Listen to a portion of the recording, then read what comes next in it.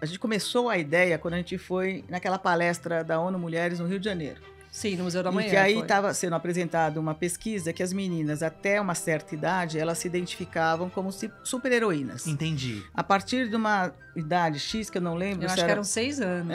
6 anos. Elas já começavam. Que é mais ou menos a idade da Mônica, aí, da personagem. Então elas já começavam, quando pediam para elas desenharem um super-herói, antes disso elas desenhavam elas mesmas ou alguma mulher em volta delas. Com 6 anos, elas já começavam a desenhar como se fossem os homens, os super-heróis. Tá. Então, aí a gente, de alguma maneira, aquilo, assim, quando eu ouvi aquilo, eu fiquei chocada. Porque quando a gente cresce num lar que não tem isso, a gente acha que não existe. E é muito importante isso, porque a gente, sei lá, eu nasci, meu pai nunca falou nada, minha família, tanto do meu pai quanto da minha mãe, sempre foram famílias que mulheres eram fortes, trabalhavam fora. Por que com a gente, com mulheres, a paciência é menor? Se eu xingo, é porque eu tô de TPM. Agora, se um cara xinga... Exato, se um cara xinga... Não, esse aí tem personalidade. Se eu falo alguma coisa... ela é louca. Agora, se o homem fala... Não, ele é paizão. Então, a diferença é muito grande. Exato, qual que é essa diferença? Até assim, eu senti... Eu trabalho muito tempo na área comercial. Então, no ambiente comercial, a gente sente muito isso. Eu tô há bastante tempo no setor, né? E os adjetivos são diferentes para homem e para mulher. Mulher é histérica, mulher grita, mulher é isso, mulher é aquilo. Quando chega para o homem com o mesmo tipo de comportamento, ele é determinado, ele é corajoso, etc. e tal. Então a gente tem que mudar isso e vamos fazer isso, e você está fazendo através da sua profissão.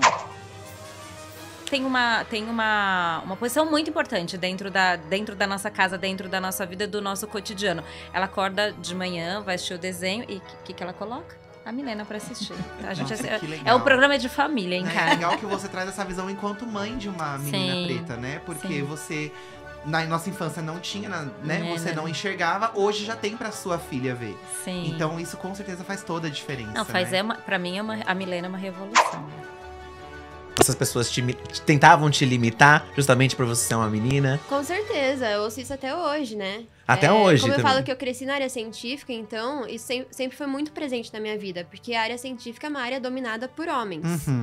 Hoje em dia a gente tem mais mulheres aderindo a cursos na área da saúde, por exemplo. Mas isso não quer dizer que a gente tem mais mulheres liderando empresas na área da saúde, liderando hospitais. Porque isso é um dado que existe e que realmente mostra que mulher não tá no cargo de quem manda e não tá conseguindo nem equidade de igualdade de salário, sabe? Sim, sim. E eu sempre ouvi isso. Todos os eventos que eu já fui, infelizmente, eu já enfrentei alguma barreira, por exemplo, alguma situação de machismo, de assédio, em eventos científicos, tanto dentro de laboratório quanto dentro de centro cirúrgico, sabe? E o meu trabalho hoje em dia é principalmente em empoderar essas meninas e mostrar pra elas que o lugar de mulher é onde ela quiser. Ensinar pra elas que mulher pode ser cientista, pode ser astronauta, pode caçar asteroides e pode ser médica. Ou tudo junto ao mesmo tempo. Bem-vindos ao MoniCast, o podcast que conta histórias, curiosidades e babados dos últimos 60 anos da Mônica. Olha que tem história, hein? Vocês que acompanharem os episódios anteriores, tem muita história. Contamos muitas histórias aqui no MoniCast, tá? Só que hoje é o último episódio, gente. Então prepara o coração, pega o lencinho, que vocês vão se emocionar demais com as histórias que a gente vai contar aqui hoje com vocês, tá? A gente já tá emocionado, então gente, depende da gente. Bom, eu sou o Edu. E eu sou o Felipe. Nós somos o canal Diva Depressão e a gente cumpriu essa missão aí de apresentar o MoniCast e conversar com muita gente que foi fundamental pra história, pro legado da Mônica e sua turma. Mas ainda tem mais gente pra conversar. Bora lá, fi. Hoje é dia de Donas da Rua.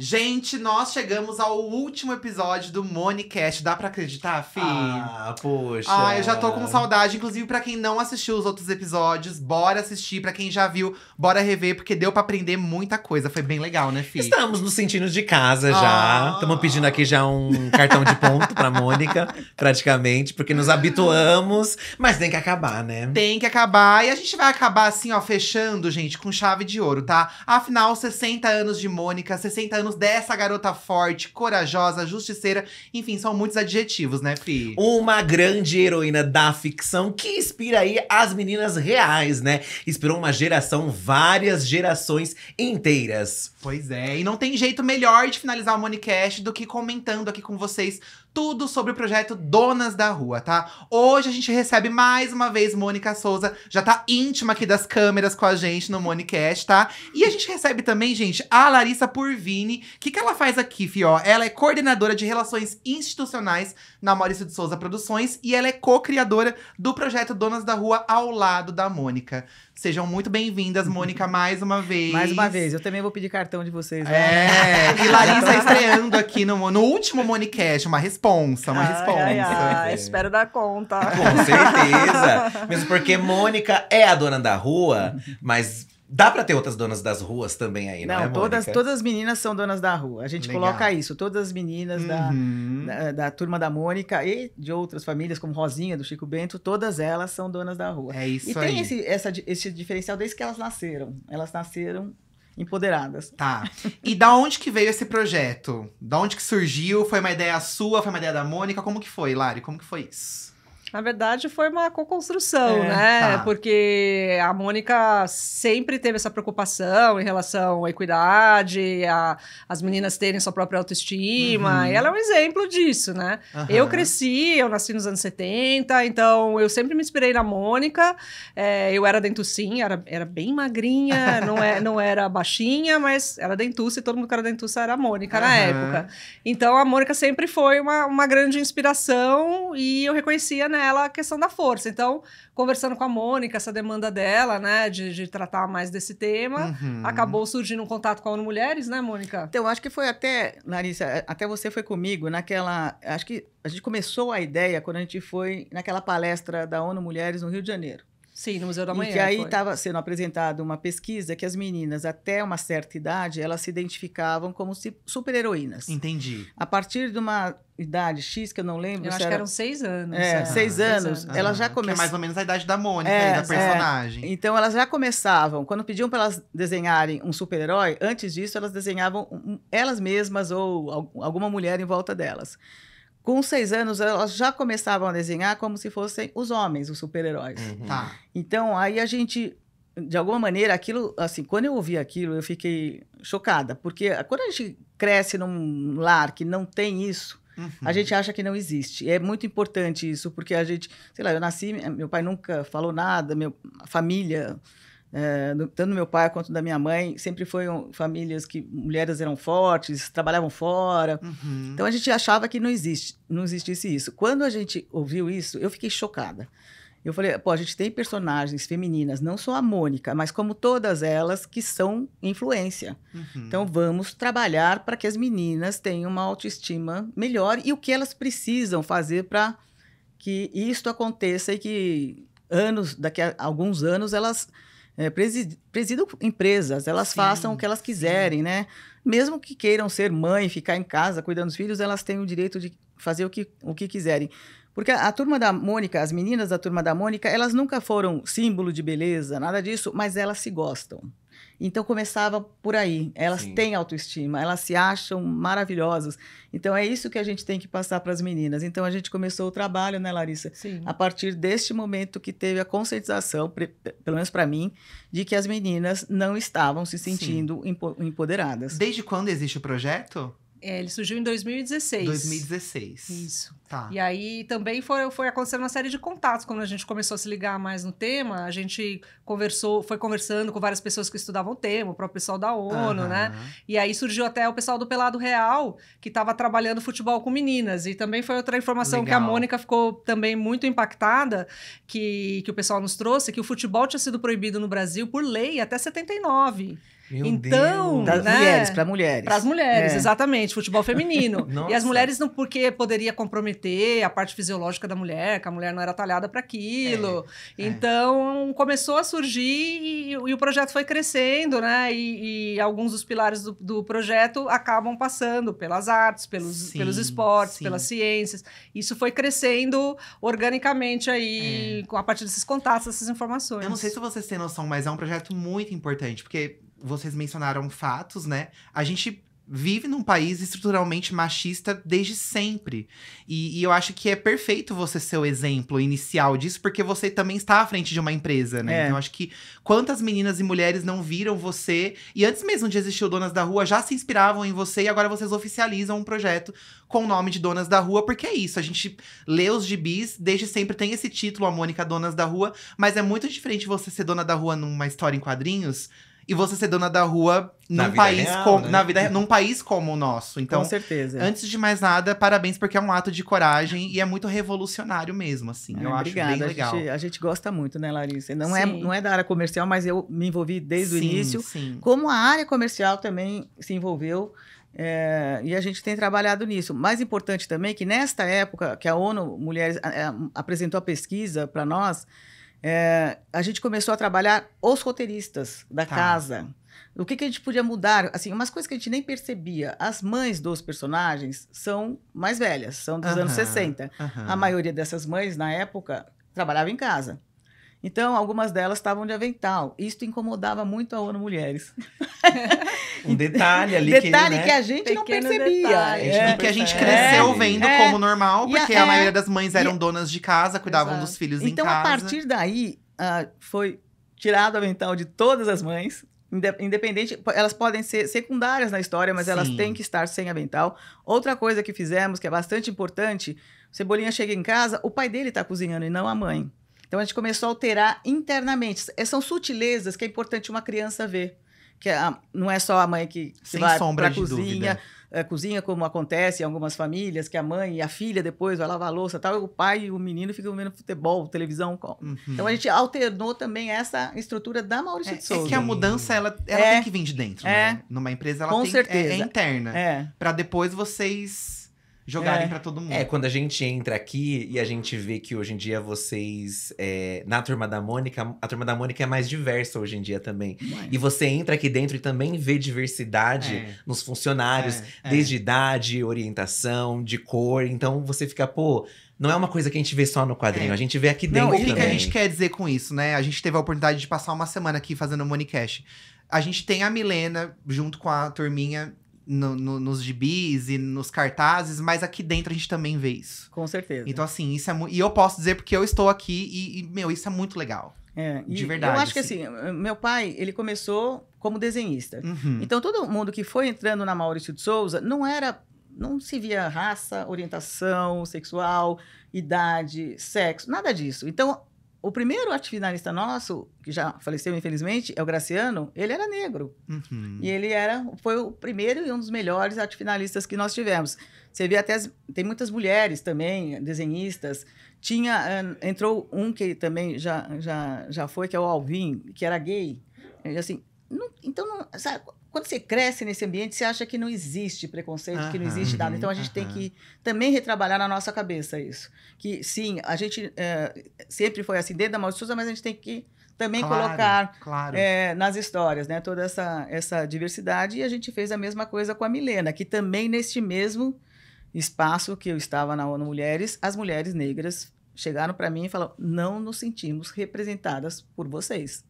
E aí você sentiu um impacto, né? Nossa, foi assim, um impacto forte. Porque a gente já tinha o Jeremias, que é negro, mas é menino. E meninas eram só as que estavam ou na turma do Ronaldinho ou do Pelezinho. Mas por volta de que ano, mais ou menos? Quanto tempo faz isso? Não, no começo já. Foi no comecinho, lá em depois de um ano, né? A Milena surgiu na Corrida Donas da Rua, no Parque do Ibirapuera, em 2017. Eu lembro que vocês apresentaram ela. Exatamente, foi um impacto, assim, eu acho. E mesmo para construir a Milena, né, a gente trouxe pessoas negras para conversar também com os roteiristas, desenhistas, para ter esse impacto também na Maurício de Souza. Mesmo a gente tem que ouvir das pessoas o que elas esperam, né? E meu pai já tinha essa família de personagens, mas estava guardada, que ele não se sentia à vontade de escrever sobre isso. E na época a gente insistiu muito, trouxemos várias pessoas aqui, e aí eu lembro da Francisca, que é uma delas, que trabalhava, não sei se trabalha ainda, na Faculdade Zumbi dos Palmares. Isso, E aí eu falei com ela, né, Francisca, meu pai está muito inseguro de escrever sobre a Milena, de fazer esse desenho.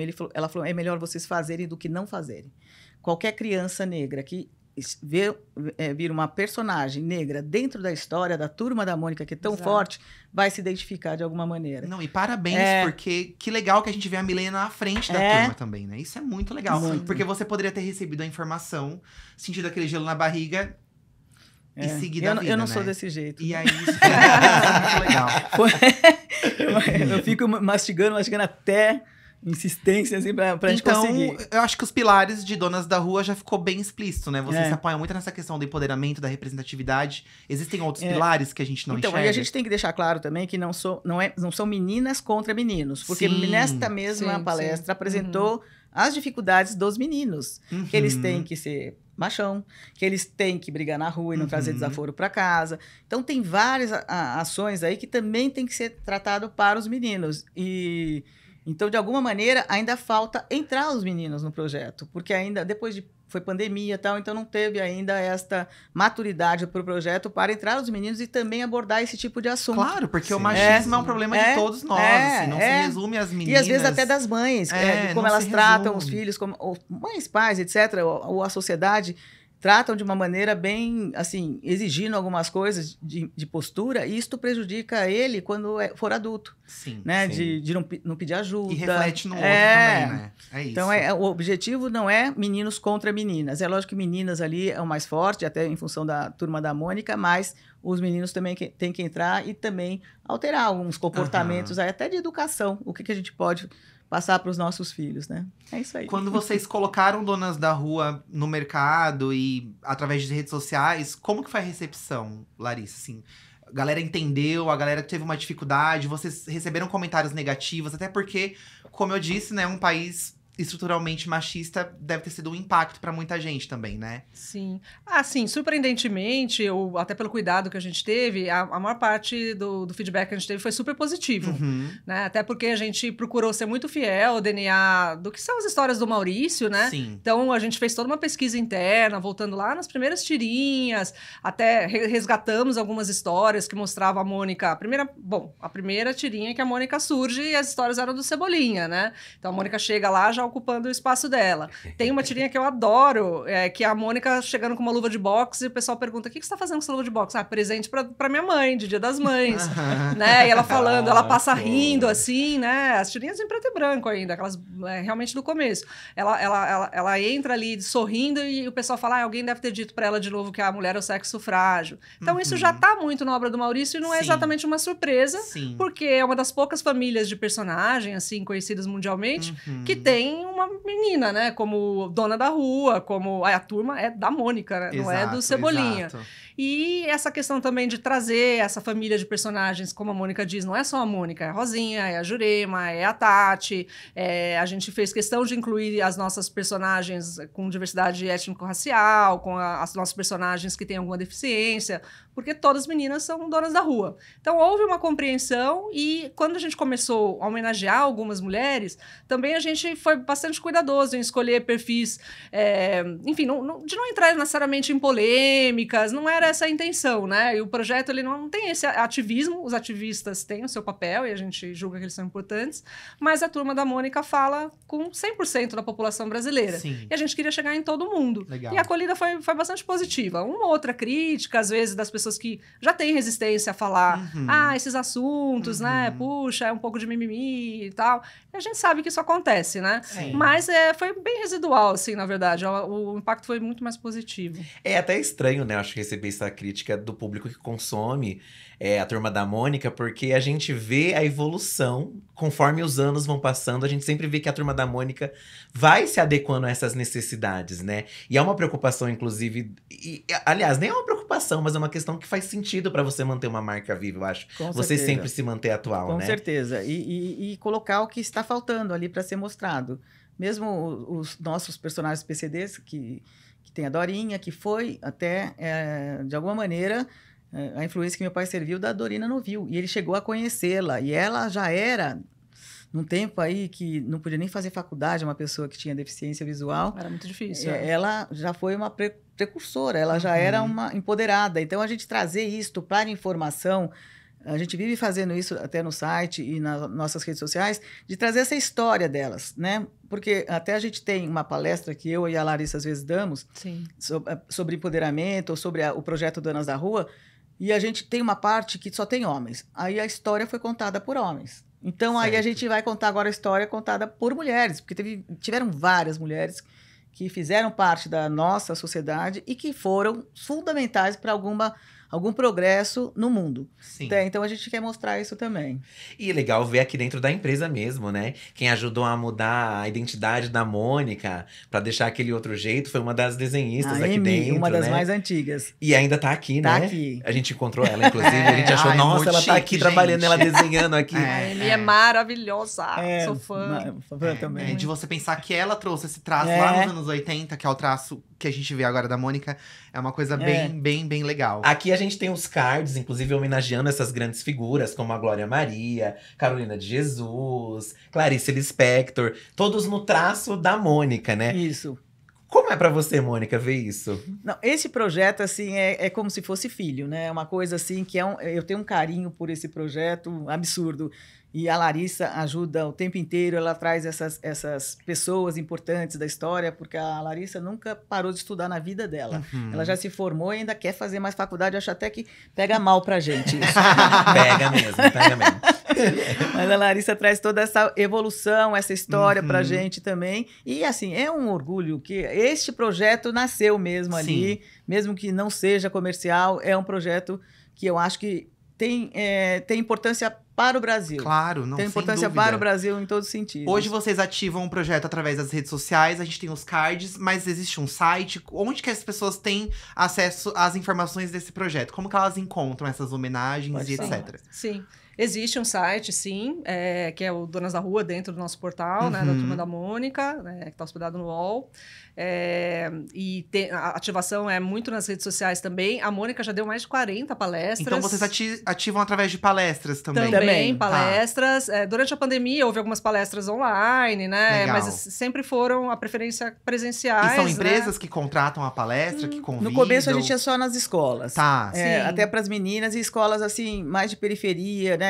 Aí depois as empresas começaram a buscar também a gente fazer palestras. Sim, a gente tem todo tipo de instituição procura. Então, a Mônica deu muita palestra em escola pública, deu em escola privada, instituições do terceiro setor, empresas privadas que querem trazer essa temática para discutir com seus funcionários, né? Então, foram mais de 40 e a gente tem também essas homenagens, elas vão para uma exposição, Donas da Rua da História, que a gente chama essa série. Né? E aí, essa exposição, ela é institucional, é só o preço de custo, né? E ela vai sendo remontada em vários formatos, às vezes um pouco, dependendo se tem uma temática, a gente leva mais perfis ligados àquele tema, que aquela instituição quer tratar, e é variável, ela vai sendo atualizada constantemente. E já foi montada, acho que perto já de 30 vezes, se não me engano. Bacana, né? Legal. Muito legal. Aqui são figuras históricas, mas vocês trabalham com pessoas também que estão construindo essa história, né? Que estão em vários projetos.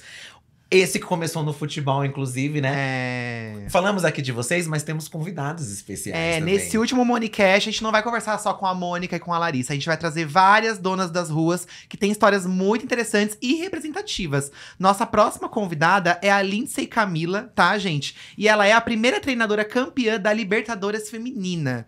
Ou seja... Não preciso dizer mais nada, né? É isso que elas falaram agora. Era proibido jogar. Não faz o menor sentido, né? E a gente tem uma dona da rua aí do esporte. Larissa, muito obrigado, por ter participado. Parabéns pelo projeto, por estar à frente também junto com a Mônica. Bem bacana.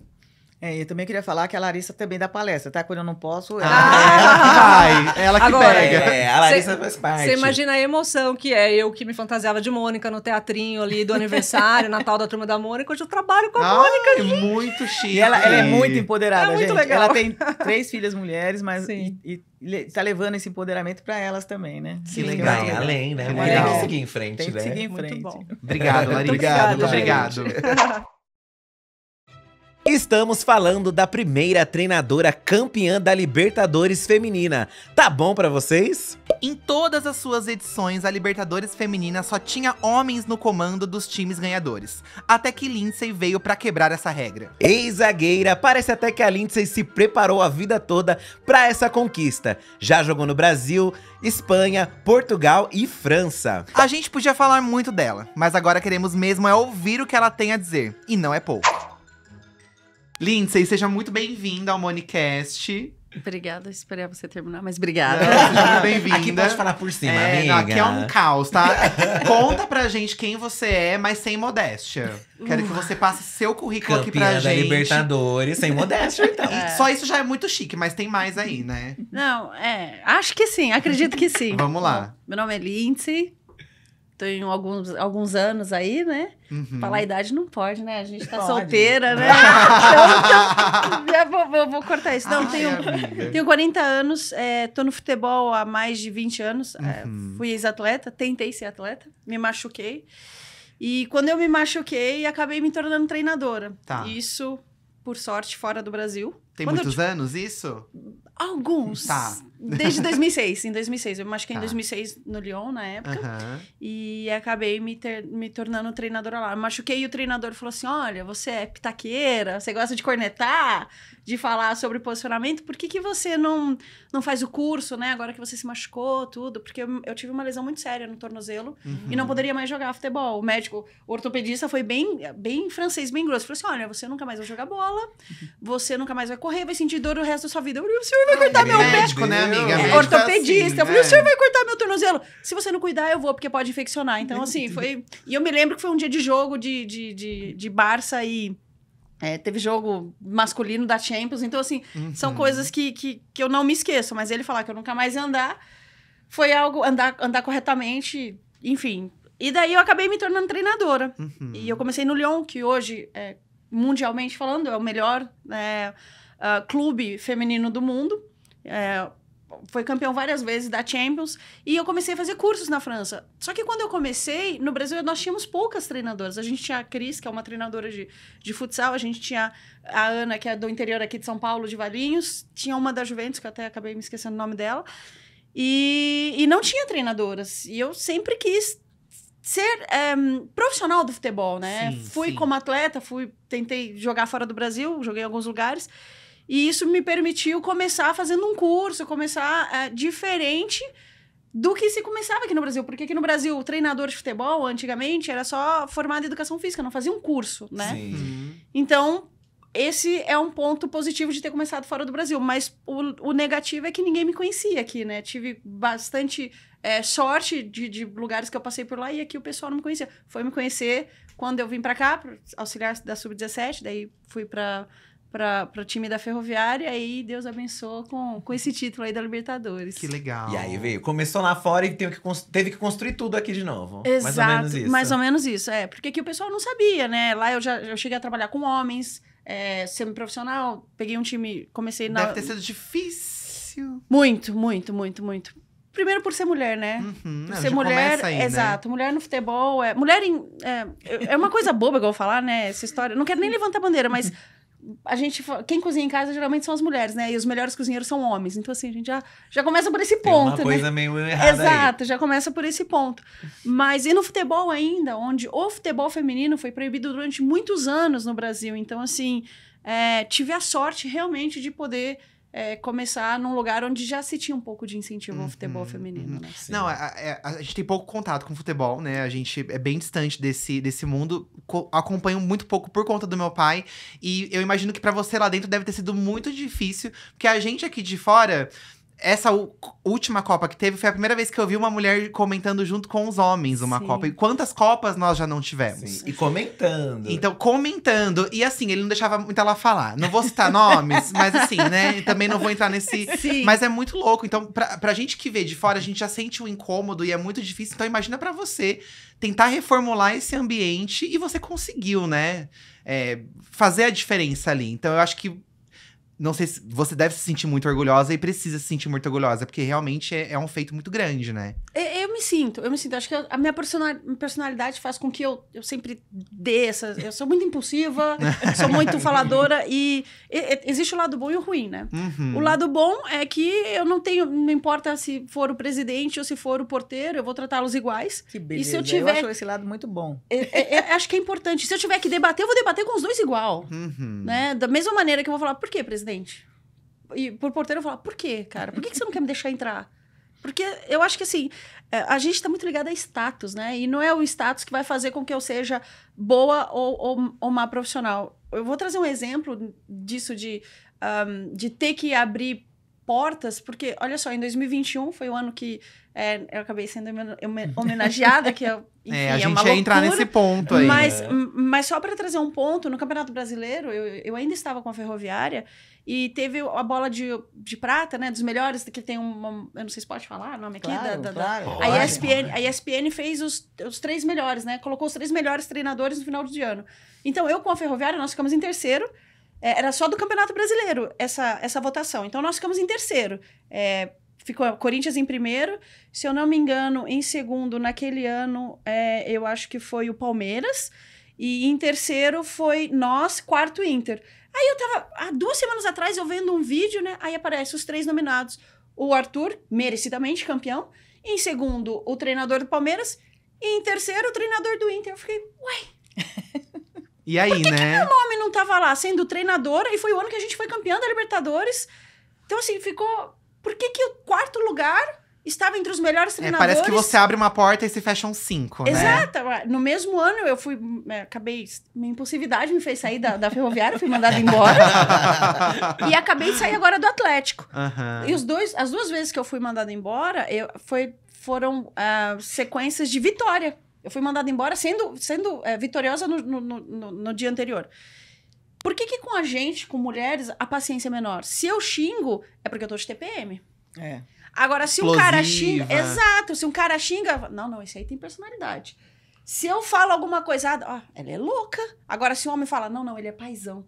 Então, a diferença é muito grande. Exato, é qual muito que é grande. essa diferença? Até assim, eu senti... Eu trabalho muito tempo na área comercial, então no ambiente comercial, a gente sente muito isso. Eu estou há bastante tempo no setor, né?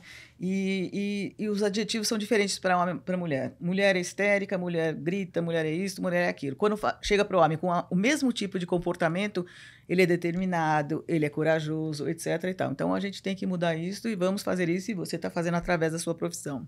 Estamos, né? Eu acho que a gente tem que ter personalidade, sim. Acho que não pode... não é porque eu tô de TPM ou porque eu menstruei ou algo que vai me deixar mais brava. É o meu jeito. Exatamente. E tem que respeitar. É o jeito da Mônica, não é mesmo? Você falou aí da homenagem, né, da Turma da Mônica. Como foi pra você receber a sua homenagem? Só de falar, às vezes dá vontade de chorar, né? Pode chorar, amiga. A gente é o último episódio, a audiência lá em cima. Queremos lágrimas. Pode chorar. É porque, assim, eu cresci lendo o gibi, né? Então... e eu adorava, eu sonhava jogar com Cascão, com Cebolinha, porque eles faziam os times, né? Da lua de cima contra a lua de baixo.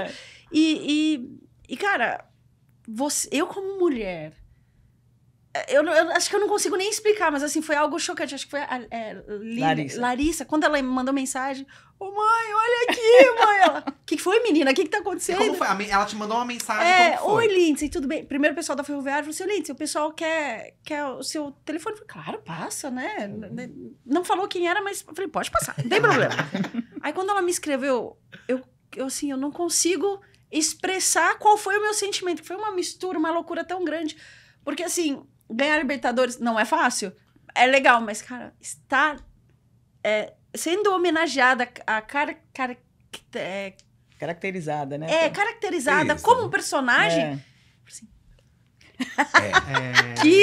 que top, que top. Então, assim, eu acho que, assim, a emoção não é puxa-saquismo, mas a emoção foi... Eu consigo dizer que foi maior do que ganhar uma Libertadores.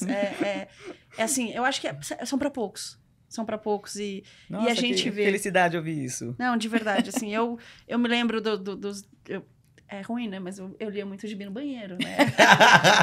Todo mundo. Quem viu? não, né? Até Quem meu neto lê. Né? Pois é. Eu gostava de começar por trás, né? Eu gostava das 3 últimas, porque eu era preguiçosa, né? E eu começava de trás pra ver se eu ia gostar de tudo, né? Senão eu trocava. Mas eu tinha os da Coca-Cola, eu tinha todos os... Não sei nem se eu podia falar, mas... Pode. Enfim, meu miojo favorito era de tomate. Enfim, e quando isso acontece, eu falo assim, puxa vida, zerei a vida. Zerei, cheguei... Sabe onde você fala assim, olha, qual que é o seu sonho, o seu objetivo?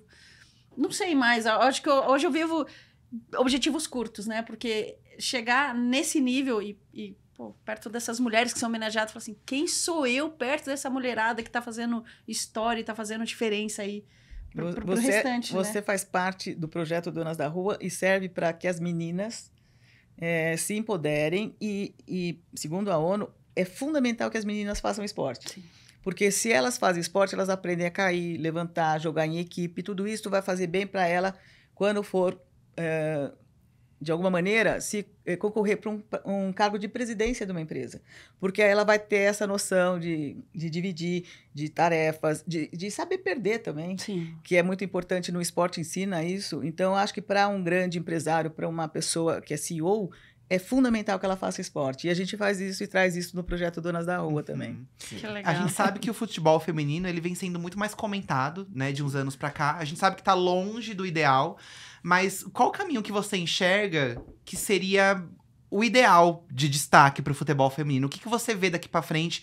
A perspectiva é melhorar? Sim, eu acho que assim, é engraçado, nós estamos tendo passos largos com o futebol feminino, porque as pessoas não estão habituadas. Comentarista, mulher, esses dias eu vi, pô, mas mulher é chata. Não, cara, você está desacostumado, você não tem ouvido mulher falar de futebol, né? Você sempre ouve os homens, você sempre ouve os cornetas lá que nunca deu um chute falando mal. Agora, a mulher, se a mulher fala mal ou se ela fala de um jogador... Ah, mas ela nunca jogou bola. Não, e eu posso falar uma coisa, desculpa até te interromper, Imagina. Lindsay. É assim, a gente enquanto gay... Aham. Eu não vejo futebol porque eu não me identifico. Mas se tem uma mulher ali, não, a gente já vai. A gente se sente mais confortável. Porque aí é outra linguagem. Sim. É uma linguagem que se aproxima mais da gente. Então eu acho que muito se deve ao fato da gente não enxergar mulheres e outros tipos de pessoas ali a vida toda dentro do futebol, Sim. que nos afastou do futebol Claro, também. Sim. Como sabe? a gente não vê, a gente acaba não se identificando, né? Sim, Então sim. é difícil até das meninas se identificarem. Pô, vou jogar futebol, não vejo lá, não vejo. O que é um exemplo? Eu tive poucos exemplos, né? A Cici foi um dos exemplos, mas eu, como treinadora ou como atleta, meus exemplos eram homens. Então, essas meninas, eu vou dizer meninas, essas narradoras, os exemplos delas foram homens. Então, é normal ter uma voz mais. A entonação, a hora que foi. Sair de uma maneira diferente, porque não estão acostumados, não aprenderam com outras mulheres. Então, acho que é até natural ter um pouco dessa masculinidade em algumas coisas, né? Principalmente atleta. Pô, essa menina joga bola, olha como ela anda que nem homem. Então, assim, né? Então, acaba... E qual que é o problema, né, gente? Então, também acho. Mas os Mas vem exemplos... disso, não tem. Não temos ainda muitos... Estamos tendo agora. A gente tem agora Sim. a Formiga, que foi uma das foi homenageada homenageadas. também. A Marta, a Cici, como eu falei, que vem de uma outra geração. Então, nós estamos começando a ter pessoas a quem nos inspirar, né? Então, eu acho que, assim, espero poder ser uma e quero... Já é, né? Obrigada. Já é, claro que já é. Eu espero, assim, que cada vez mais tenham mais meninas querendo ser o que elas quiserem. Porque acho que a gente conversou lá atrás. A minha mãe sempre falou que eu podia ser o que eu quisesse. Então, eu quero ser treinadora de personalidade forte. É o que eu vou ser.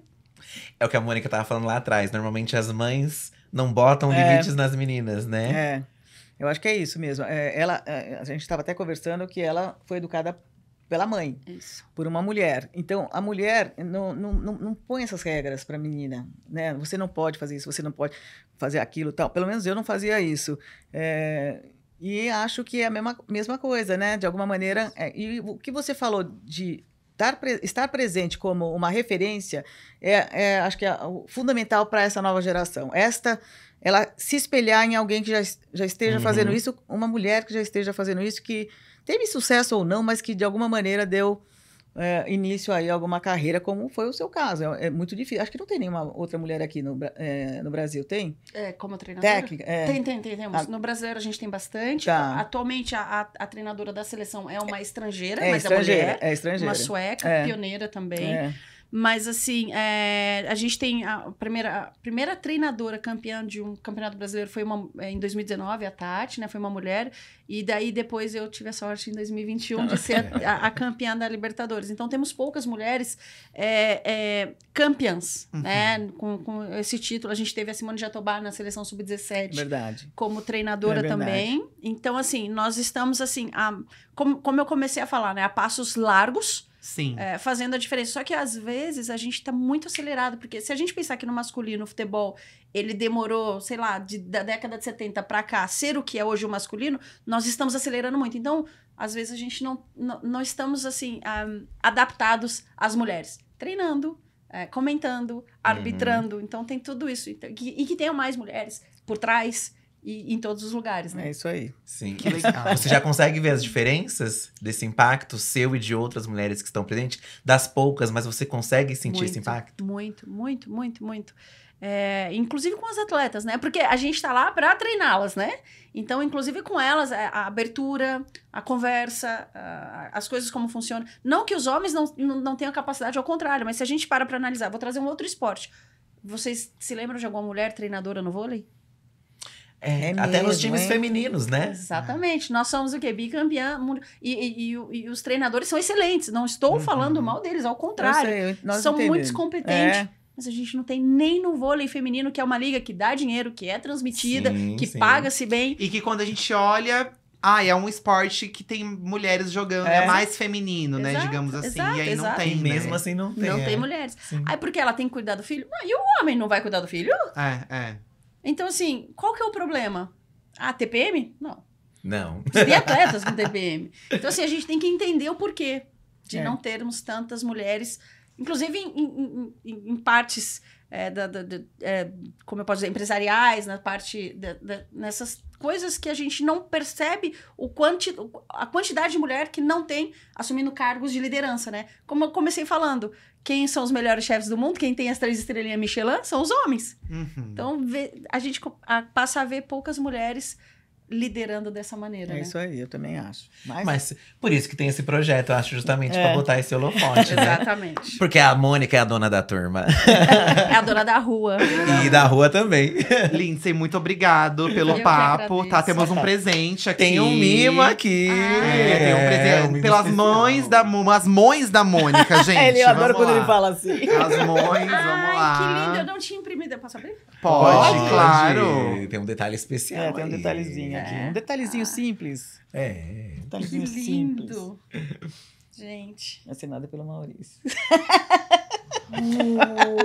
Dá pra enquadrar. Nossa, mostra, não sei nem onde Ai, que lindo. Nossa, lindo, lindo, lindo, lindo. Ai, que lindo, nossa. Muito obrigada. Imagina. Obrigada pela homenagem, obrigada pelo Parabéns, tempo. Lindsay. Imagina, Parabéns. a gente que agradece a presença. E também dá pra assinar a Mônica também. Isso que eu ia falar, tem que ter uma assinaturazinha aqui. Mas eu não tenho a caneta aqui, depois eu posso até assinar. No off vai ter a assinatura da Mônica. Não, porque isso vai pra quadro mesmo. Gente, parabéns. A gente que agradece. Obrigado, Foi uma inspiração pra Obrigado. todo mundo. Nossa, obrigada. Agora é hora de falar com a Adriana Barbosa, que entende tudo sobre investir, empreender, não só nos negócios, mas também em você mesmo. Ai, que chique. É o slogan, você viu? Saiu. Uma verdadeira dona da rua sabe investir em si mesma, naquilo que a faz feliz e única. Ela empreende em si mesma e no que acredita, assim como a Adriana Barbosa, a próxima dona da rua que vamos chamar pra conversar com a gente hoje. Ela é a pessoa que está por trás da Feira Preta, um dos maiores eventos de empreendedorismo e cultura negra da América Latina, que existe inclusive desde 2002. É chão, viu? E em 2019, depois de quase 2 décadas, a Feira Preta se transformou na plataforma Preta Hub. E o que tudo isso significa, a gente está prestes a ouvir em primeira mão, diretamente dessa dona da rua. A Adriana Barbosa, seja muito bem-vinda ao Monicast. Ai, muito chique. Gente, a Adriana, ela tá por trás da Feira Preta, tá? Que é um dos maiores eventos de empreendedorismo e cultura negra da América Latina, que existe desde 2002. Adriana, antes da gente entrar de cabeça nesse papo aí, dessa importância, eu queria que você contasse um pouco pra gente. A gente até conversou um pouco com a Lindsay sobre a Milena, mas eu queria ouvir de você, como uma pessoa preta, uma mulher preta. Como que você enxerga a importância da Milena hoje ser vista ao lado da Mônica sempre. Ela, junto com o quarteto principal de personagens ali, vem até uma série aí que a gente comentou, Franjinha e Milena. Ai, gente. Como que você sério? enxerga isso? Ixi, já soltamos Já os spoilers. Mas tá nos episódios aí. Não, mas pode falar sim. Pode falar eu sim. queria muito ouvir de você, enquanto uma mulher preta, você enxergar a Milena ali junto com a turma hoje em dia. Ai, primeiro, tô muito feliz pelo convite, ainda tá do lado da mão. Maravilhosa. A Milena, assim, é uma paixão, assim. Eu tenho uma filha de 10 anos e eu me conecto com a Milena a partir dela se ver na Milena, sabe? Uma criança preta que assiste desenhos e um personagem brasileiro, né? Porque as referências que a gente tinha era tudo personagens internacionais. E o cabelo e tudo. E aí, quando eu começo a não só assistir a Milena, mas ver os produtos, puxa, o cabelo da Milena. E aí tem o shampoo. Tem o shampoo, tem ela, boneca. A gente tem a boneca lá na Casa Preta Hub. Quando as crianças vão, elas ficam apaixonadas. E uma vez, a minha filha, a gente foi visitar um quilombo e ela levou a Milena, porque ela não larga a Milena, né? Aí, as meninas do quilombo falaram assim, nossa, tem uma boneca que parece com a gente, olha esse cabelo. Aí eu, filha, dá pra ela. Não, mamãe. Eu, filha, dá pra ela. Não, mamãe. Falei, filha, dá pra ela, filha. A mamãe te dá outra. No sentido de, assim, naquele contexto, né, no interior da Bahia, né, era muito difícil poder conectar com a Milena, personagem. Não é só uma boneca, mas com toda a representatividade.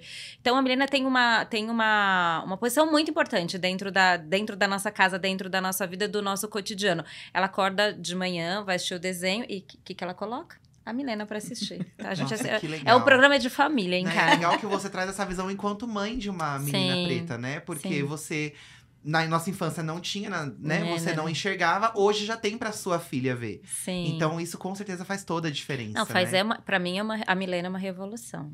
E ela é diferente até da família, a Milena. A Milena já nasceu com uma mãe empoderada. A mãe dela tem uma clínica de veterinária. Sim. Ela o carro é formado de cachorro. Então, ela já nasceu com uma mãe diferente da Turma da Mônica. Sim, que é o a que mãe você já falou, né? A mãe já é uma empreendedora, assim. né? Ela está à frente ali de uma clínica veterinária. Ela é veterinária. Então, a Milena tem tudo a ver com o que a gente pretende. E este seriado, essa série que vai ter... Junto com Franjinha. Junto com Franjinha, tá. Não era para ser a Milena, eu que pedi. Tá. Porque o que eu queria ali? Era uma menina, né? Era uma menina e o Franjinha um pouco mais velho. Então, o que a gente pediu? Que fosse a Milena, e eles adoraram. Acho que não conheciam direito a Milena, a gente apresentou. E também porque a Milena gosta de ciências, ela gosta de... Então tem tudo a ver, Tem né? tudo a ver. E assim, ela tem uma idade diferente do Franjinha, mas eu falei, eu não quero que o Franjinha seja mais do que ela. É mais velho, mas não mais do que ela, porque é menino e menina, né, etc. Sim. Mas assim, e depois até te mostro a foto da Milena, é uma outra atriz, uma menina gracinha mesmo. E então a Milena ali está trazendo para o Franjinha a parte mais dos animais. Em função da história que ela tem com a mãe. Menina, que maravilhosa. Então eles fazem ali algumas experiências e ela traz isso. Então ela não está menos que o Franjinha, ela está em diferentes posições, diferentes visões ali do que ela enxerga. E é muito conectado com o momento de agora, né? Dessa nova geração, das crianças pretas, das meninas pretas empoderadas, né? E com muito orgulho delas com mesmas, orgulho, né? Assim. Isso que é o mais importante. Eu acho que é fundamental isso. Que legal, que legal. Acho que a Feira Preta surgiu de uma falta de uma representatividade nessa área, né? Sim. Por isso que eu fiquei tão apaixonada pela Milena. Como foi a idealização da Feira Preta, então, Adriana? Foi de uma necessidade, provavelmente, Foi né? de uma necessidade. E, assim, quando era mato ainda, né? A gente tá falando de mais de 20 anos atrás, quando a gente não falava das questões raciais como a gente fala hoje, né? E eu, quando comecei porque eu tava tentando sobreviver, ia pras ruas vender minhas roupas, montei um brechó, e eu comecei a ver que não tinha essa produção. E aí eu falei, e se, né? E se criasse uma feira que pudesse trazer as pessoas que estão produzindo, criando, né? Trazendo esse repertório ligado à cultura negra, essa diáspora africana. E aí a gente começou lá atrás, nessa perspectiva dessa falta de representatividade, da gente se ver concebendo também. Não só consumindo, mas concebendo, né? Sim. E foi difícil esse começo? Ai, meu filho, até agora, tá? Né, Mônica? Sempre é difícil. O empreendedor glamour não existe pra nós, não. Não existe sossego. É tudo com muita emoção. É com muita emoção. É muito montanha-russa. E com muito nessa batalha, né? Acredito que o fato de você ser mulher e estar à frente disso também deve ter trazido mais empecilhos ainda, né? Nossa, e na época, agora com 40 e pouco, mas na época eu tinha 20 e pouco. Então tinha várias camadas, né? Jovem, né? Mulher, preta. Na época, eles me olhavam como uma mulher periférica, né? Então, quando eu ia fazer as contratações de fornecedor para montar a feira, por exemplo, montar palco, eu fui fazer curso de técnica, de montagem, entender a parte técnica. E aí, eu chamava o fornecedor não olhava pra minha cara. Você não tá entendendo? Eu falei, filho, eu entendo o que eu tô falando. Poxa, eu quero isso, eu quero aquilo, por favor, né? Então, acho que são as camadas que a gente vai avançando também na sociedade, com certeza. Né? Sim, não, mas evoluiu, né? Porque hoje se transformou numa plataforma, né? É isso, a gente tem a Preta Hub, que tem feito muitas coisas. Desde advocacy, políticas públicas, a gente influenciar em políticas públicas, educação empreendedora, acesso a crédito, a gente se relaciona com outros países, a gente está começando o processo de internalização na América Latina, então tem muita coisa. Foi uma evolução, então, da feira para a plataforma, foi esse grande acréscimo que teve nesse tempo. Foi um processo de evolução mesmo. E essa feira, ela acontece uma vez por ano? Uma vez por ano. Tá. Mas os programas que a gente tem, a gente trabalha o ano inteiro. O ano todo. Tá, legal. E você tem noção de quantas pessoas são beneficiadas hoje com esse projeto? Olha, assim, nos últimos anos, em todas as feiras, presencialmente, mais de 250 mil pessoas. Nossa, bastante muita coisa. gente. Cada ano, assim, uma média de 50, né? Nas últimas edições, 50 mil pessoas. Quando a gente fez online, que a gente fez, né? Uma programação com a Turma da Mônica, programação infantil, a gente bateu mais de 1 milhão de views nos conteúdos que foram produzidos, né? Empreendedores, a cada ano, 2.000, 3.000 empreendedores que a gente atende. Então, tem um público grande. E tem, gente, se você parar pra pensar, a América Latina inteira. São quantos países, né? E essas iniciativas, hoje em dia, estão aqui no Brasil. Mas você pensa em expandir, porque a gente sabe que tem uma necessidade, não só aqui no Brasil, né? Mas nos outros países também. Sim, o Brasil tem uma maior população negra das Américas. Depois do Brasil é a Colômbia. Então, tem um potencial muito grande de trabalhar com essa perspectiva. Até vejo a Milena na América Latina, gente. Ela já tá na América Latina através dos desenhos animados do Cartoon. Ela já tá toda na América Latina. Ai, que maravilhoso. Não, sim, a gente tem até feito coisas. Já tem feito coisas na Colômbia, na Bolívia, na África do Sul. Mas o programa Afrolab, tenho o desejo de levar a Feira Preta. É isso aí. Certo. O projeto Donas da Rua, eu acho que veio aí pra... Você tem milhões de prêmios aqui, gente. Se for enumerar aqui, são muitas coisas. Mas o projeto Donas da Rua... Pra especial, você, como foi? Muito especial, muito, muito, muito, muito, de muita emoção. Quando me mandaram, eu falei, meu Deus! Papai, o que aconteceu? Meu Deus, eu morri, eu fui pro céu? Aconteceu alguma coisa? Então, foi até hoje, e assim, minha filha, quando ela viu também, ela é exibida, né? Ela fala pros amiguinhos da escola, você não sabe, minha mãe, ó, Turma da Mônica, minha mãe virou personagem. Aí as crianças dão risada dela, eu falo, filha, você é muito exibida, pá. Mas é mais verdade. exibida do que eu. Tem que ser verdade também, tem que ser exibida mesmo. Não, muita emoção, dona, eu tenho muito carinho. E você já consegue receber esse feedback das outras meninas pretas que enxergam você nesse lugar? Ai, muito. E eu tenho olhado cada vez mais a primeira infância, a juventude. Eu acho que onde a gente pode fazer o processo de transformação tá nesse lugar, entendeu? Agora, o meu trabalho, eu tenho olhado muito para isso. A gente tem um programa dentro da instituição que olha para a juventude negra. Até a gente vai fazer um prêmio agora, reconhecer jovens negros, né? Porque é isso, eu acho que o processo de transformação do que a gente quer para o futuro tá agora. Né? Tá nessas gerações, primeira infância e juventude. Né? Sim, depende da gente, né? Então, você já tem esses projetos já para seguir em frente. Sim. Digo que depende da gente, porque às vezes a gente espera que mude as coisas, mas não mudam. Então, às vezes, a gente tem que fazer, né? A gente tem que tomar a frente de vez em quando, né? Exatamente. E você segue também com… Além desse projeto, que já é um projeto, você tem outras iniciativas para alcançar essas outras pessoas. Sim, tem essa parte que eu falei de advocacy, de influenciar políticas públicas, tem educação empreendedora, tem projeto de valorização da cultura, dos jovens negros, tem algumas coisinhas. Tem bastante coisa. E você até comentou rapidamente que você já teve dificuldade de lidar ali com os homens, né, à frente ali pra negociar. Desde 2002, quando nasceu a feira, você via mais homens ou mulheres… Óbvio, eu já sei a resposta, mas eu quero ouvir. Você via mais homens ou mulheres inseridos, assim, nessa iniciativa? Mais homens. Mais homens. Mas hoje eu tenho visto uma mulherada. E se eu puder, eu contrato mulheres. Iluminadoras, técnicas, hold. Isso é muito importante o que você falou. Das mulheres também buscarem contratar empresas que sejam dirigidas por mulheres. Eu acho que é muito importante isso também. Sim. A gente às vezes não presta atenção, você contrata uma empresa. Tem mulheres aí? Como é que é o número de mulheres que tem aí, né? Então a gente incentivar também. Eu me sinto mais seguro quando vai uma mulher arrumar coisa em casa, assim. Total. Eu me sinto muito mais seguro quando a gente… Carro de aplicativo, quando imagino chega que… uma mulher, eu falo, uau! Por muitas questões, assim, né? É muito mais confortável. Sim. E a gente tem olhado tanto da questão de gênero quanto a questão de raça também, de mulheres negras. E tem pesquisas que falam, né, que mulheres, enquanto empreendedoras, contratam mais mulheres, que negros empregam mais negros. Então, acho que tem um processo aí interessante em curso.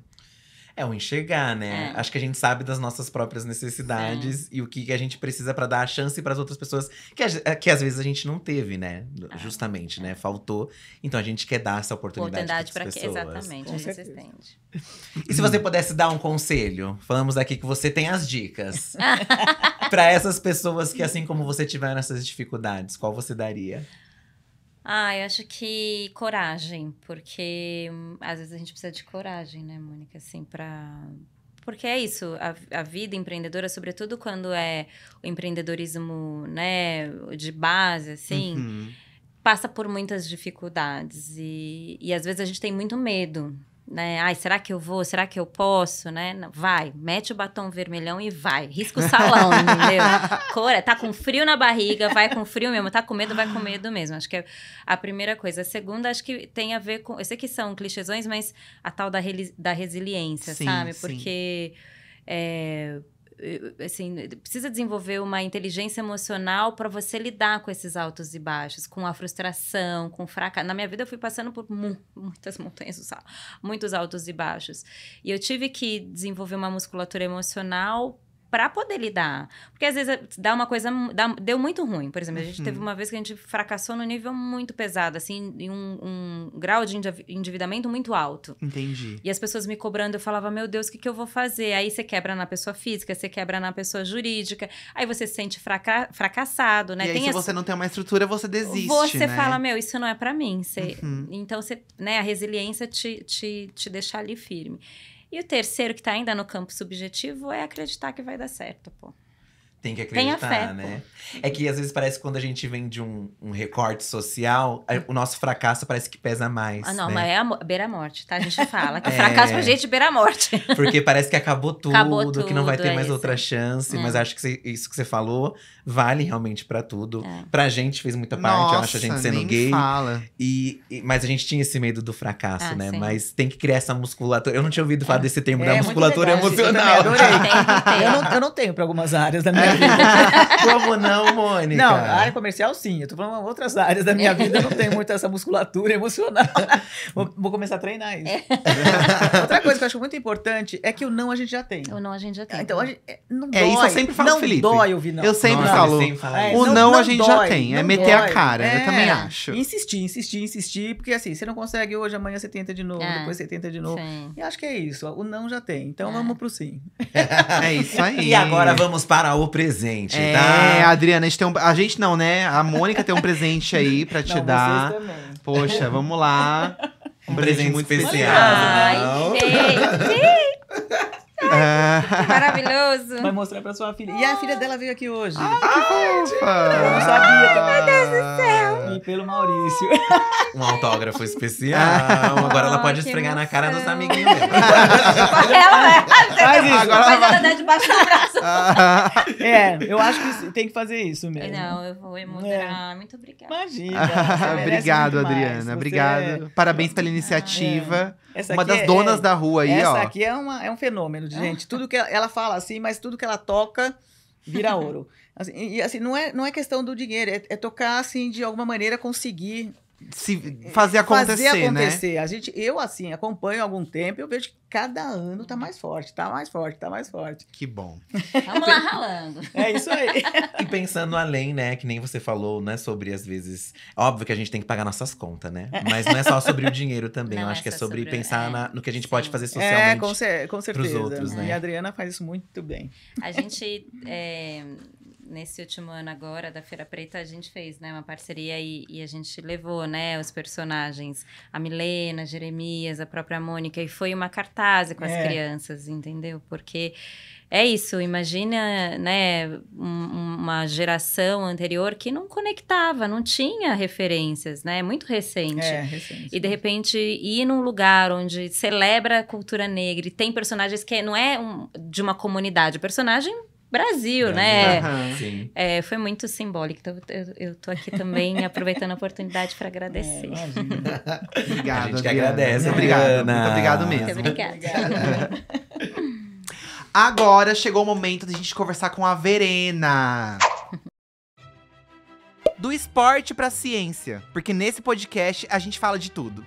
Quem vem falar com a gente agora é a Verena Pacola, a dona da rua mais jovem a ser homenageada pelo projeto. O céu não é limite para ela, literalmente. Aos 22 anos, Verena foi premiada pelo Ministério da Ciência, Tecnologia e Inovações pela descoberta de asteroides para a NASA. E tudo começou com um hobby para se distrair da rotina intensa de estudos para o vestibular em medicina. Conseguiu acesso a um software da NASA, fez um treinamento com os cientistas e começou a receber pacotes de imagens de telescópio para analisar. Nossa caça a asteroides ficou boa no negócio. Descobriu 25 asteroides, sendo um deles raro. Mesmo que a chance seja pequena, tem um risco dele colidir com a Terra. Ai, meu Deus do céu. E isso passa a ser, inclusive, monitorado pela NASA. Dá pra acreditar que tudo isso começou por curiosidade, gente? Agora, quem está curioso pra conhecer a Verena, somos nós. Gente, a Verena Pacola, ela é a homenageada mais jovem do projeto Donas da Rua, tá? Ela tem 22 aninhos de idade. Uma criança. Uma baby, tá? Quer dizer, aparenta, mas não. Olha isso aqui. A Verena, gente, ela foi premiada pelo Ministério da Ciência, Tecnologia e Inovações pela descoberta de asteroides para a NASA. Ai, que coisa mais chique, gente. Verena, como assim, menina? Obrigada por me receberem aqui, é um prazer estar aqui pela presença. com vocês. Então, tem toda essa questão dos asteroides na minha vida, né? Mas a verdade é que eu faço medicina na USP, que tem nada a ver com asteroides. Olha isso! E como que você tava olhando lá, pá, um asteroide? Então, contextualizando um pouco, pra vocês entenderem onde que o asteroide entra na minha vida na área da saúde, né? Certo. Eu sempre fui uma criança muito curiosa, né? Eu fui criada pela minha mãe e pela minha avó. Só não conheci meu pai. E a minha mãe e minha avó sempre me falaram… Criada por mulheres aí, ó. Criada por mulheres. Uma mulher criada por mulheres. E a minha mãe e minha avó sempre me falaram que eu poderia ser o que eu quisesse na vida. Desde bailarina até astronauta. E isso foi um estímulo muito bom para eu aprender a explorar todas as áreas, né? Tanto que eu brinco que eu já nasci cientista. Quando me perguntam quando eu entrei na ciência, eu falo, não, eu já nasci cientista. Porque para mim, fazer ciência é você perguntar sobre o mundo ao seu redor e principalmente ir atrás dessas respostas. E como eu sempre fui muito curiosa, eu sempre fui cientista, nessa minha visão. E então, muito inquieta. Isso que eu quero dizer pra pegar parte das asteroides. Sempre fui muito inquieta. Fazia coisa aqui e ali. Não é qualquer um. Pô, né? E é legal que provavelmente elas não te bloqueavam nessa curiosidade, né? Tipo, elas deixavam você ser curiosa mesmo. Deixava. E minha mãe, quando ela me teve, ela fazia faculdade ainda. Então eu via ela estudando e lendo livro o dia inteiro. Então isso, com certeza, eu penso que foi um estímulo também no meu gosto por leitura e por estudos muito forte, né? Ver minha mãe ali estudando o dia inteiro. Sim. E, enfim, daí eu fiz várias coisas na vida. Sou formada como técnica de enfermagem, campeã em torneios de robótica. Como que você não ficou louca? Como você tinha 22 tempo, anos de idade, gente. 22. Então, não parava de fazer coisas, porque eu sou muito curiosa, eu gosto de aprender, sabe? Eu gosto que alguém pegue e me ensine um negócio que eu não sei e que vai explodir minha cabeça. E eu estava fazendo pesquisa com neurociência computacional para crianças do espectro autista no Albert Einstein, em São Paulo. E logo depois veio a pandemia e eu tive que ficar fechada no meu quarto, tendo que estudar pro vestibular, que era o primeiro ano que eu ia prestar vestibular. Tá. Então, pra mim, foi uma tortura. Porque imagina, ter que estar fechada no meu quarto, estudando coisa de ensino médio, que assim, eu já queria estar dentro do hospital fazendo pesquisa pra espectro autista, sendo que momentos sabe? antes disso acontecer, você estava super na ativa, né? Tava, então você teve que... No ano anterior, eu fui na ONU representar o Brasil na Assembleia da Juventude. Então, assim, vou fazendo coisa, assim, sabe? E eu tava fechada no meu quarto, era uma tortura. E foi quando eu comecei a pesquisar a oportunidade online. E descobri que eu podia aprender a caçar asteroides com um treinamento online, assim, da NASA. Simples assim. Ela descobriu. Aí eu falei, por que não, né? E aquilo foi um hobby no meu período de estudos de vestibular, então. Mas meu foco principal era passar em medicina na USP, que era o meu sonho. A parte dos asteroides, astronomia, sempre foi uma coisa à parte. Foi realmente um hobby, assim. Eu não sou astrônoma, eu não trabalho com coisa na área espacial, nem da astronomia. Era um hobby que acabou tendo muito envolvimento na minha vida. Não tem um dia que eu passe sem ouvir a palavra asteroides até hoje. Então, assim... Porque desde então, todo mundo perguntando asteroide. Todo mundo. Mas acabou rolando. Mas é uma coisa que você gosta de fazer. É um hobby que te divertiu. E você sempre foi essa pessoa que ia atrás. Sim. Sem essas limitações. Você acha que a criação da sua mãe e da sua avó fez a diferença pra você ser tão livre assim? Ah, totalmente. Eu ouvi isso, que poderia fazer coisas que... De homem, por exemplo, ser astronauta era muito mais visto pra meninos, por exemplo, ser cientista. Se a gente pega algum filme, alguma coisa assim, é muito mais caracterizado como o papel do homem. Sim. Nunca é a mulher. E elas sempre me mostraram que não existe essa barreira, não existe essa caixinha, assim, coisas de mulheres, coisas de meninos. Coisas que você pode fazer, coisas que você não pode fazer.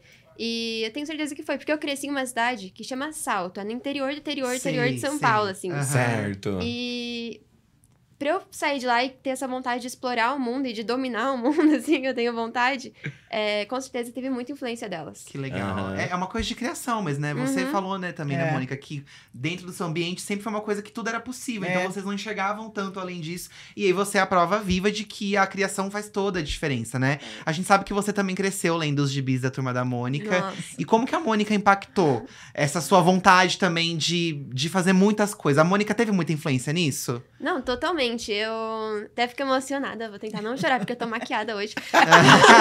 Mas eu aprendi a ler com os gibis da Mônica. Aí veio meu irmão mais novo. Eu tinha 7 anos quando ele nasceu. Ele também foi assinante do gibi da Mônica. Então, assim... Toda a minha família cresceu com a Mônica junto. Eu não gosto de bichinho de pelúcia, porque eu sempre tive rinite. Muito forte. Então, eu não tinha bichinho de pelúcia. Só que eu tinha um Sansão que eu andava pra cima e pra baixo. Que você tem uma foto com o Sansão aí, ó. Jogava. Tacava o Sansão. Tacava o Sansão. E tem uma foto com o Sansão. Então, a Mônica sempre foi muito presente na minha vida. E, na verdade, uma inspiração também, né? Porque é alguém que é quase minha amiga. Eu cresci junto com ela. Ela, de uma forma ou de outra, me viu crescer. Sempre vi ela ser muito forte, muito decidida, dona de si, né? Uma líder. E eu me vejo assim hoje em dia, sabe? Como uma líder com os trabalhos que ando fazendo e tudo mais. E é uma característica que eu sempre vi muito forte na Mônica. Então, eu tenho certeza que, mesmo que inconscientemente, eu cresci com a Mônica me ensinando a ser forte, a ser dona de mim, a não ligar com as opiniões alheias, né? Que a Mônica tanto ouve nos gibis. E ela não tá nem aí. E essa Mônica também está aí? Não tá nem aí também, né? Essa Mônica. Mas pra você ver, né? A gente já recebemos outras donas da rua aqui que viveram em épocas diferentes e trouxeram uma bagagem diferente de limitações da sociedade em si, às vezes. Mas agora a gente recebe você, que a gente vê que já tem uma mudança, já é uma outra geração. Você percebe isso também vendo o público da Turma da Mônica, essa evolução de geração em geração, com e ver certeza. Que aqueles pequenos passos fizeram a diferença? Com certeza. Eu acho o que eu já falei até, a Mônica serviu e serve de inspiração, o que ela tá falando mesmo. A Mônica é determinada. Ela não tá muito aí com com a torcida, nada disso. Ela é empoderada, assim como as outras meninas também. A Magali tem aquela fome enorme lá e dane-se se ela vai pegar do menino ou não a comida da menina. Ela pega e pronto. Então, acho que é isso. A Rosinha, de vez em quando, dá uma sacudida no Chico Bento também. Não chega pra lá. No Chico Bento. Então, acho que as meninas, de alguma maneira, trazem esse empoderamento, acho que incentivo até para as meninas se conhecerem, se gostarem. Eu acho que é fundamental isso. Outras pessoas em sua volta, falamos aqui da família, mas aí às vezes não é questão da família, é de onde a gente mora, as pessoas que a gente convive. Você acha que essas pessoas tentavam te limitar justamente por você ser uma menina? Com certeza, eu ouço isso até hoje, né? Até hoje como também. Eu falo que eu cresci na área científica, então isso sempre foi muito presente na minha vida, porque a área científica é uma área dominada por homens. Hoje em dia a gente tem mais mulheres aderindo a cursos na área da saúde, por exemplo, mas isso não quer dizer que a gente tem mais mulheres liderando empresas na área da saúde, liderando hospitais, porque isso é um dado que existe e que realmente mostra que mulher não tá no cargo de quem manda e não tá conseguindo nem equidade de igualdade de salário, sabe? Sim, sim. E eu sempre ouvi isso. Todos os eventos que eu já fui, infelizmente, eu já enfrentei alguma barreira, por exemplo, alguma situação de machismo, de assédio, em eventos científicos, tanto dentro de laboratório quanto dentro de centro cirúrgico, sabe? E o meu trabalho hoje em dia é principalmente em empoderar essas meninas e mostrar para elas que o lugar de mulher é onde ela quiser. Ensinar para elas que mulher pode ser cientista, pode ser astronauta, pode caçar asteroides e pode ser médica. Ou tudo junto ao mesmo tempo. Ao mesmo tempo, que nem você tá fazendo também. Então, é nisso que eu foco atualmente, né? Sempre, assim como a Mônica também teve muitas barreiras durante a trajetória dela, tanto na vida real quanto nos gibis, imagino eu. A gente também enfrenta muitas barreiras por ser mulher. E o negócio é ter a determinação que ela tem, né? Não é só sobre ocupar o espaço, mas também estar lá em cima, no mesmo nível, que você tem a habilidade, você tem tudo pra estar, mas às vezes não tem essa oportunidade só por ser mulher, né? E aí entra a homenagem, né? Você recebe esse título aí de Donas da Rua, de Dona da Rua. Como foi que você recebeu isso? Porque eu acho que você já tem todo esse sentimento, né, de realmente ajudar as meninas, mas eu acho que esse título te coloca num lugar que, eu acho que eu tô no caminho certo, eu tô fazendo a coisa certa, né? Eu acho que é muito um aval, assim, você nasceu pra fazer isso, sabe? Nossa, eu não costumo chorar de emoção. Eu sou uma pessoa que, assim, eu choro de tristeza, mas quando eu tô muito feliz, eu só me contenho de chorar. Tá. E quando eu recebi a mensagem com um convite pra homenagem, eu tava no meio de uma entrevista na TV e não consegui mais dar entrevista, porque eu chorei. Eu não conseguia parar. Tem registrado isso, então? Eu acho que sim, é verdade. Acho que tem registrado. E a homenagem, ela me ensina muito, assim. Em toda palestra que eu dou, eu falo literalmente sobre isso. Eu fecho a palestra falando sobre essa homenagem da Donas da Rua. Porque pra mim, quando eu era criança, eu sempre sonhei estar no Gibi da Mônica. Só que assim, tinha a página de fãs. Então eu passava toda semana pintando desenho, fazendo uma cartinha pro Maurício, enviando, sonhando em um dia estar na página de fãs. E nunca aconteceu. Mas Temos eu nunca... que ver isso, né? Por favor. Tá E eu nunca pensei que um dia eu pudesse sonhar em ser uma personagem, né? Em ser uma dona da rua. Pra mim não era um sonho, era uma coisa possível, sabe? Eu nem me atrevia a sonhar isso. Eu sonhava em estar na página de fãs. Então, pra mim, isso diz muito sobre a gente sonhar nossos sonhos impossíveis, né? Aquele sonho que a gente nem sabe que pode sonhar, que você tem dentro de você, mas você nem ousa tocar ali naquele escurinho, porque vai acontecer, sabe? Pode ser verdade. Essa homenagem pra mim mostra que esses sonhos impossíveis podem vir a tornar realidade. Que legal, que legal. Meu Deus. Você tá fazendo agora a faculdade de medicina, né, Verena? Faço. E quais são seus próximos sonhos, assim? O que você quer daqui pra frente? Porque você é muito jovem, mas você já tá muito decidida. O que você pensa? Eu tenho muitos projetos na cabeça, minha cabeça não para, né? Então, no momento, eu quero me formar na faculdade. Primeiramente, tenho que conseguir esse diploma. Tá sendo suado, mas vai dar certo. Ela escolheu só a mais fácil faculdade. E na USP, né? Então, meu Deus! Nossa, são quantos anos? 6 e mais anos. Residência. Tá, então, uns 11 você tá no em total. qual Tô ano? no terceiro ano. Metade já foi, falta Mas no metade. total, você falou que são quantos, mais ou menos? Olha, mais residência dá uns 11 no total, mais ou menos. Não, mas tá dando, Não vai dar tudo certo. Agora, Já gera um gatilho, né? Gatilhos. Mas, então, meus planos presentes, fazer a faculdade, também continuar com esse trabalho de empoderar meninas, divulgar ciência. Atualmente faço até treinamento de como caçar asteroides nas minhas redes sociais mesmo, pra divulgar esse acesso, né? E também tô com novos projetos agora para atingir a população das favelas brasileiras, das comunidades brasileiras, para levar ciência e educação para essas meninas que elas realmente não sabem que elas podem sonhar em ser cientistas, que elas podem sonhar em caçar um asteroide, sabe? Então esse é o passo que é principal para mim agora, que é levar para elas, antes da gente levar o homem para o espaço, a gente tem que ensinar para toda a comunidade do Brasil o que é o espaço, né? Que é uma coisa que eles não têm acesso. Sim. Então é nisso que eu tô focada agora. E meu sonho desde pequena, agora pensando a longo prazo, assim, muito grande, é ser a primeira brasileira a receber um prêmio Nobel. Então... um detalhe só. Pequeno, um sonho bem pequeno. Mas assim, já tá trilhando esse caminho, né? Vamos ver, porque o que eu falo é isso, de buscar o sonho impossível. Então, se cada pessoa que me ouve for atrás de buscar o sonho impossível, coletivamente, a energia gerada por isso já é o necessário pra gente mudar o Brasil. E cada palestra... eu vejo que eu inspiro muitas meninas a seguirem na área científica. Então, se um dia... se eu tô dando palestra pra uma menina que hoje vai se engajar na ciência, tanto que no futuro vai receber um prêmio Nobel, vai ser a primeira brasileira a receber um prêmio Nobel na área da medicina, pra mim já é meu prêmio, sabe? Tipo, poxa, eu tava lá dando uma palestra pra ela, ela gostou de ciência quando ela me viu, sabe? E esse pra mim já é meu prêmio. Então não precisa ser de uma forma direta. Sim. Imagino que pra você também... Nossa, eu fiquei até emocionada agora, porque realmente nas ciências é mais complexo, né? Não é muito incentivado para as meninas, e acho que assim como a Mônica serviu de inspiração, você está fazendo a mesma coisa para a nova juventude que está chegando, de olhar de maneira diferente. Acho que é muito importante e acho que tem que ter uma revista especial com ela. Tá prometendo aqui. Eu não sou da área editorial, mas a gente vai, né, Fernando? Alguma coisa tem que fazer com ela para ela também incentivar aí essas meninas a estarem... Eu fui uma vez na USP na parte de administração e financeira, porque também não tem muita mulher. Então, a gente foi lá para fazer uma palestra sobre isso. Eu acho que você está fazendo o papel da Mônica, que fez um dia para você. É maravilhoso, viu? Eu fico muito feliz. O aval da própria, ó. Né? O aval da própria. Eu vou chorar no meu Deus. E ver uma outra geração assim que não tem medo, sabe? Eu acho, né? Eu não sei se você assiste Big Bang Theory, você já assistiu ou não? Já, eu amo. Eu também. Eu amo de paixão. E tem um episódio que são elas, como é que vão incentivar as crianças a gostarem de ciências? Não é? Ciências tem algumas limitações e você achar que é muito difícil, que é louco e tal. E não sei se você assistiu esse capítulo, que elas incentivam as meninas, as duas cientistas que tem no grupo ali, incentivam e falam com as meninas sobre isso. Você vai fazer o mesmo papel. Já tá fazendo, né? Já tá fazendo. Agora a gente precisa fazer uma história, Fernando. Vamos tentar fazer isso. Jogou pro Fernando essa daí, né? Vai ter que segurar esse BO aí. Vai ser a promessa da Mônica.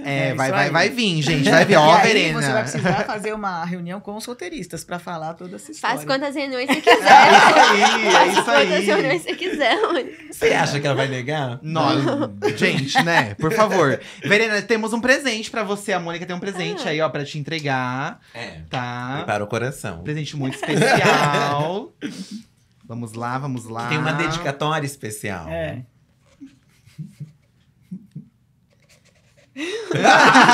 A gente mais ansioso aqui. Ai, que lindo. E assinado pelo Maurício. Amei. Chique, né? Chique. Pra você pendurar. Junto vou com o prêmio enquadrar. Nobel. É isso aí. Quando vier. Meu quarto. Ai, não vejo a hora de ver você ganhando o prêmio Nobel. Já tô sonhando. Vai acontecer. Não, vai acontecer. Já tô sonhando aqui. Ai, eu amei. Verena, muito obrigado pela participação aqui no Monicast. Parabéns por toda a iniciativa, pela descoberta, né? Nossa. Eu achei muito chique, gente. Asteroides, como assim? Eu tenho uma sobrinha que é um pouco mais nova que você. E ver ela não tendo essa limitação, pra mim, é muito assim… bom, né? É emocionante pra mim. Porque eu já não tive, eu penso nela como menina, sabe? Ter a oportunidade de estudar e não parar, sabe? Ai, muito legal. E fico muito orgulhoso. E ver você também, me veio ela. Então, assim, é uma coisa muito bonita. Tanto você quanto você faz. Que fofo. Ele é muito fofo. Ai, gente, muitas emoções nesse último episódio. Obrigado, Verena. Nossa. Obrigado de verdade, tá? Obrigada pelo convite. Obrigada a todo o pessoal da Maurício de Souza Produções pela homenagem. Realmente mudou minha vida. E é a homenagem mais legal que eu já recebi, provavelmente que eu vou receber pro resto da minha vida. Então, assim, é ponto alto e eu amei muito. Obrigada. Não, a gente vai pro prêmio Nobel, eu vou com você, tá? Vamos. E o Gibi também seria bem-vindo, né? O Gibi Uma collab ali não com deixa ela astronauta, esquecer, não, Verena. Deixa ela esquecer, não. Pode esquecer. Bom, pra encerrar o Monicast, Mônica, eu queria entender um pouco aí de como que você se sente ouvindo todas essas histórias, né? Pensando em tudo que a gente conversou no episódio de hoje, deve ser muito emocionante, né? Nossa, assim, eu escutei agora pela primeira vez elas, quando receberam essa homenagem, o que foi para elas. Nossa, assim, eu não chorei por pouco, porque assim, é uma emoção tão grande. Esse projeto para mim já é uma emoção, é uma coisa assim que foi bastante batalhada. Existe, às vezes, assim, preconceito. Não é nem preconceito, é uma falta, às vezes, de vontade, de achar que não precisa fazer isso. Então, a gente batalhou muito, toda a equipe, sempre para esse projeto dar certo. Tive muita força aqui internamente da Maurício de Souza, a Maurício de Souza inteira se debruçou nesse projeto, mas ouvi agora elas falando da emoção que elas tiveram quando receberam essa homenagem. Eu não tinha noção disso. Você nunca tinha conversado a respeito disso? Eu não tinha noção dos depoimentos. A gente vê que foi assim emocionante demais. Se meu pai tivesse aqui, ele ia chorar o tempo inteiro. Nossa, eu fiquei assim, eu não sabia o que falar. Que legal. Eu fiquei sem fala. Então essas donas da rua estão cumprindo o seu papel. Estão cumprindo o papel. Que de alguma maneira elas estão continuando o que a Mônica fez um tempo. Elas estão continuando na área que elas atuam, postergando aí para as meninas do futuro esse amor que elas têm pelo que elas fazem, primeiro de tudo. E essa dedicação e mostrar um pouco a dificuldade, mas que essa dificuldade é superada. Que as mulheres são fortes para superar essas dificuldades. Então, para mim, é só emoção, gente. Ai, que lindo! Eu acho que a gente não podia ter tido um último episódio mais legal, mais importante, né? Sim, porque eu acho que a gente viu o quanto as pessoas são impactadas, né? Eu acho, além da gente, além das pessoas que passaram aqui, importantes na vida da Mônica, mas pessoas que estão levando tudo que aprenderam aí, que receberam da Mônica, para outras pessoas. É pulverizar ainda mais tudo isso. E o mais legal é com a Mônica presente, né? Acho que as personagens presentes. Você à frente desse projeto aí também. Eu acho que isso incentiva muito mais essas meninas, essas mulheres a continuarem, né? E tem planos pro futuro aí? O que vem? O que vem mais? Toda hora, a cada 3 meses tem uma nova homenageada. A gente vai trilhando aí em áreas diferentes também, porque é bom mostrar isso. Em artes também, no esporte, agora nas cientistas, que é bastante importante, que realmente as meninas não olham, não veem aí uma perspectiva para essa área. Então, quanto mais mulheres estarem sendo mostradas pelo projeto Donas da Rua e nestas áreas, é fundamental para que o projeto dê certo. Então, a gente sempre vai trazer coisas novas. E tem uma parte do nosso site que qualquer mulher, qualquer criança entra ali e fala quando ela se sentiu empoderada, qual foi a época da vida dela. E tem cada depoimento maravilhoso de tudo quanto é lugar. As podem entrar. Elas entram e dá o depoimento. Eu me senti empoderada quando eu fui estudar. Eu me senti empoderada quando eu já tinha meus filhos grandes e voltei a trabalhar. Então, tem vários depoimentos de mulheres de toda a faixa etária e todas as classes sociais. Então, isto mostra que é bastante amplo esse projeto e que a gente vai estar falando com todo mundo. Que legal. E que todas legal. Podem ser donas da rua. Todas. É muito legal. Que bom saber, ó, pessoal, entra aí, deixa seu depoimento. É isso aí. Mas a gente precisa se despedir, Mônica. A gente precisa se despedir, Mônica, Poxa, chegou o fim do Monicast. Não vou deixar vocês saírem. Ai, meu Deus. Bom, eu nem preciso dizer que, pessoalmente, eu fiquei muito honrado com esse convite. Eu acho que, a gente tá na internet, vai fazer 11 anos, tá? Perto da Mônica, que é pouca coisa. Mas eu nunca imaginei na minha vida, enquanto criador de conteúdo, que a gente fosse chegar um dia a apresentar um podcast oficial da Turma da Mônica, da Maurício de Souza Produções. Então, nesse momento tão especial ainda, né? 60 anos de Mônica, então eu tô muito honrado, estou emocionado, tô quase chorando aqui, porque realmente é muito importante, foi muito importante pra mim esse convite. Ai, Mônica, meu Deus do verdade, céu. Assim, Não podia ser outras pessoas senão vocês. E ouvir isso vindo de você me deixa muito mais feliz ainda. Você sabe que eu sou fã de vocês há muito tempo. Bom, eu nem preciso dizer. Também somos fãs. Eu nem preciso dizer. Eu desenho desde criança, né? Por um tempo eu imaginei que eu pudesse trabalhar aqui como desenhista. Depois desisti, antes de tentar, porque a minha vida acabou me levando pra outro lugar. Mas eu realizei um sonho de trabalhar na Maurício de Souza Produções, pelo menos por uma semana, vindo aqui gravar. Que delícia. Então eu tô muito realizado, muito muito realizado mesmo. E nesse momento tão especial, ouvindo tantas histórias e percebendo que a gente não é único. Acho que o sentimento dos fãs da Turma da Mônica é perceber que você tem uma grande comunidade de pessoas que se identificam com a mesma coisa que você gosta. E uma coisa tão legal e importante pra muita gente. Muito obrigado. Ai, meu Deus do céu, gente. E obrigado vocês que acompanharam o Monicast. Esse é o último episódio, mas o Monicast tá aí pra vocês assistirem novamente, reassistirem. Tá aí, tá? Aproveitem bastante. E a Mônica segue, gente, 60 anos, mas ela, ó, tem muito tempo ainda, ó, tem muita coisa pra fazer. É isso, gente. Muito obrigada por quem assistiu. Um beijo no coração de vocês.